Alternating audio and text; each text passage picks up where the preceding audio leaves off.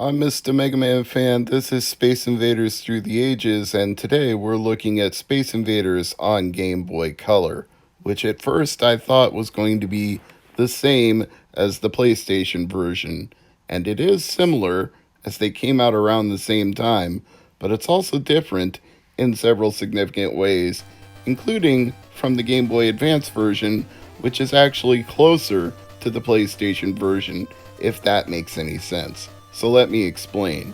The Game Boy Advance version was basically the PlayStation version without the opening cutscene, without a lot of the bells and whistles, and it played a little faster.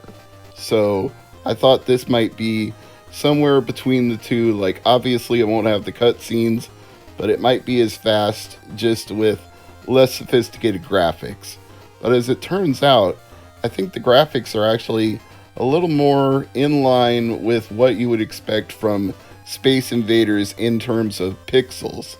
This is something Mad Little Pixel could probably speak to better than me, but it's that feeling you get of a sharp pixel that lets you know you're playing something that is definitively old school and retro. You don't want it fuzzy, you don't want it blurry, you don't want it soft, you want pixels. You want to see those edges. And if you like that and you're a fan of that, then Space Invaders on Game Boy Color will give you more of a Space Invaders experience than a high-resolution, graphically superior version does. And if you like fast gameplay, then the Game Boy Color version definitely delivers that because, like the other two that I just mentioned, it does include the power-ups from the UFOs, and it does have rapid response shots that as soon as you hit one alien, you can immediately take out another. You just boom, boom, boom on your gun and you blow your way through the waves.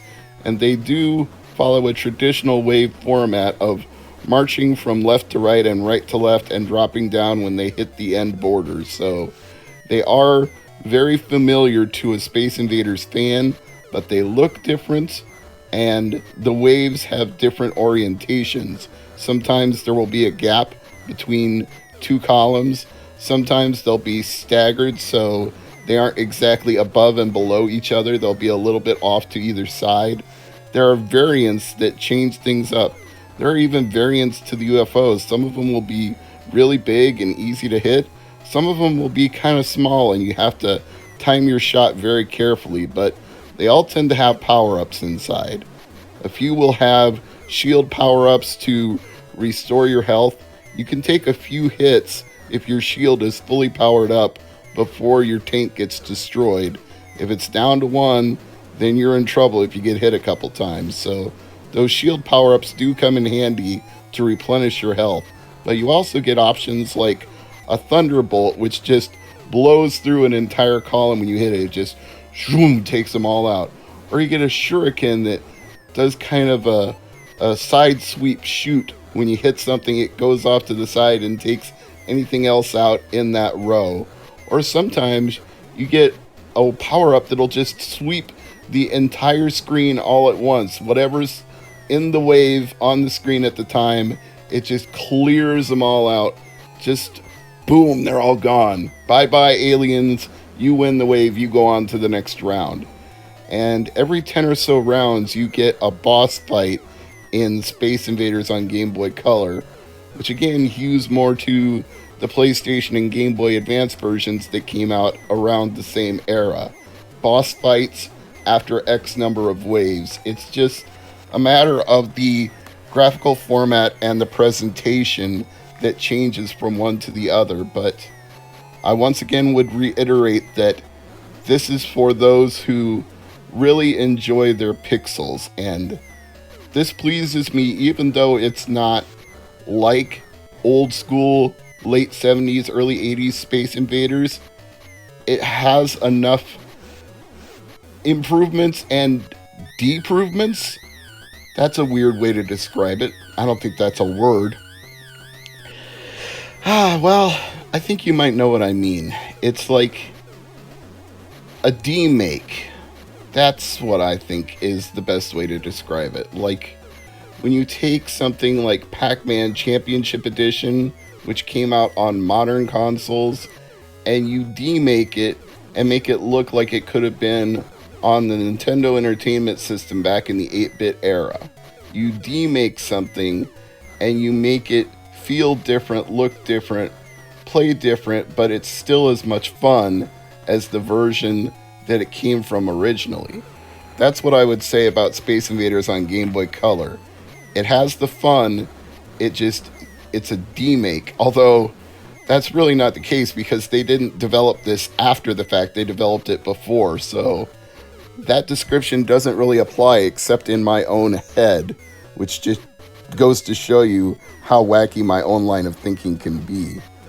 But while I'm talking about my own wacky line of thinking, I want to just gripe for 1 second about the Wikipedia entry for Space Invaders, because most games that are a franchise can get separate entries for each game.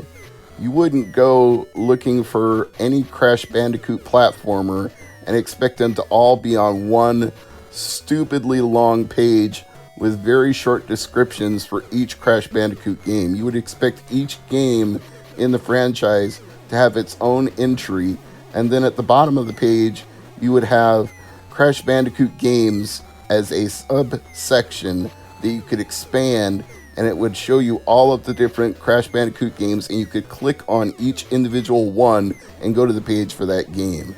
Space Invaders is such an important historic series.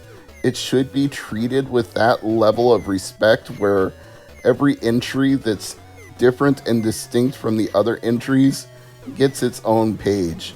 Now, if one is a port of another, that doesn't deserve its own page. Like, okay, I'm going to grant you that the Space Invaders on PlayStation and Game Boy Advance probably don't deserve two separate pages because they're basically the same game. I would even go so far as to say Space Invaders on Bandai WonderSwan and Super Nintendo don't deserve their own pages. They're basically the same game. But if they're genuinely different, like Space Invaders Part 2, Return of the Invaders, and Majestic 12, those are all completely different games, and yet they're all lumped into one Wikipedia page called List of Space Invaders. I guess that's the whole notability debate in a nutshell, isn't it? If somebody decides that it's not important, it's not important. Doesn't matter whether you think it's important or not. Doesn't matter whether millions of gamers think it's important or not. They decided it's not important enough for games to get separate entries, so you have to live with it. There's that wave I was talking about that clears all the invaders out when you get that power up from the UFO. It's pretty rare, but it's really fun when you get it, so look out for that one dropping out of a UFO if you hit it. It's definitely worth it. So there are a couple other versions of this particular Space Invaders release I could go over on Space Invaders Through the Ages, just to see if they're any different. There's a Nintendo 64 version, there's a personal computer version, and it's possible they won't play exactly the same because 3 of those 4 were developed by Z-Axis, and the other was developed by Crawfish Interactive, the one that I'm playing right now, so they may not even be the same. There was even a Dreamcast version of this game that was planned for release, but because the Dreamcast didn't survive in the console wars, that ultimately got canceled. I'd love to find a demo of that and see how far along in development it was before they canceled it. Even if they didn't have all the waves, even if they didn't have all the sound effects, if it was even playable, I would still want to check it out for the channel. So I know some of you out there have been able to dig up pretty interesting, unusual things. Ryan actually found the unreleased version of Mega Bomberman that supported 8-player multiplay. I believe you had to use 2 multi-taps in tandem to do that, but pretty wild that they actually developed an 8-player version for PC Engine, and he found it, so my hat's off to him for that. And if there's any other diggers out there that know of the unreleased Dreamcast version of this Space Invaders, by all means, get at me. I'll check it out. I'll review it on the channel. I'll talk about it as part of Space Invaders Through the Ages. But that's going to just about do it for this video. This version was so fun, I actually spent longer playing it than I intended to. So I'm just going to wrap it up here and let you see a few more seconds of footage as I wind down. But I'm going to say thanks as always for checking out the Mr. MegaManFan channel. If you're not already a subscriber, please subscribe, like, comment, share the video, all the things that we always ask you to do as content creators on YouTube. Your support really helps us out a lot. So whatever you do, thank you for doing it, and thank you for being here to watch this video. I'm Mr. MegaManFan, and I'll see you next time with whatever content I have tomorrow at 8 p.m. Eastern, 7 Central. Talk to you then.